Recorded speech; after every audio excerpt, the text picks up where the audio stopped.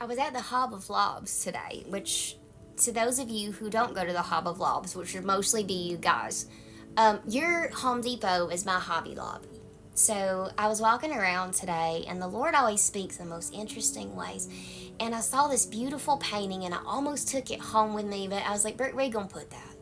So I just snapped a picture of it and come home. And I remember as I began to walk out the door, God was talking about books. Well, outside of ministry, I've been an author and a journalist for a very long time, ever since I was 18 years old. And I go back to days at the Christian Broadcasting Network. I go back to days when I was on book tour. And I think about how normal that is. And even my children had brought that up this week, that it was odd to their friends that Mama went on book tour.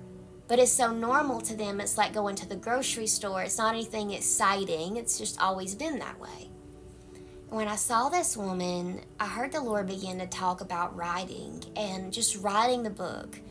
And I'm from traditional publishing, which means that you've got a publisher to please, you've got an agent to please, you've got a marketing team to please, and that means you're trying to move books, and we may write it for free, but they print it, and it keeps the publishing house in business, and it keeps us writing.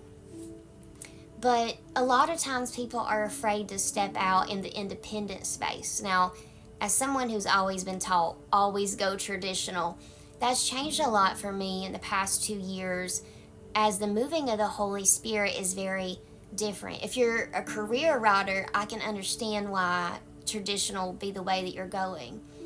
But if the Lord has laid something on your heart, if one person reads that book that really needed to see it, really needed to hear your story or what you had to say, and it changes somebody's life, that's better than if I go traditionally and I sell a whole lot of books, because I may not change their lives. I might just entertain them for 3 days.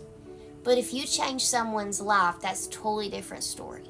I know there's people who've read my books and people who have read my books, and that's very different. It's a different experience. There's books I've read that I love but didn't really change me. There's books I've read and then I've been like, man, God, that was good. I'm going to read that again. If you're someone who's been thinking about writing and you just think, I don't know, just pray on it. Think about it, because you don't got to be the next Stephen King or Max Lucado to make a difference in the world. And my advice to you would be, write the book. Get an editor. It could be an old English teacher. That might be all you need if you're going independent. And then find somebody off of Fiverr to get the dimensions of your book right if you're going to print it off yourself. Go to Amazon and see what happens. I don't know who this word is for, but if you're someone who just keeps thinking about, just write the dang book, okay? So he'll quit talking to me about it. I'm just playing. Just go write the book. I think I'm living proof. If you were to Google and find my catalog of books, I'm living proof that if God will do it for me, he'll do it for you. And even though mine was traditional, don't really mean nothing. At the end of the day, you might go traditional, you might go independent, but either way you go, as long as you make a difference in your reader's life, it don't matter how many readers that you have. Even though my marketing teams would beg to differ, I really believe as long as you make a difference, you are a writer.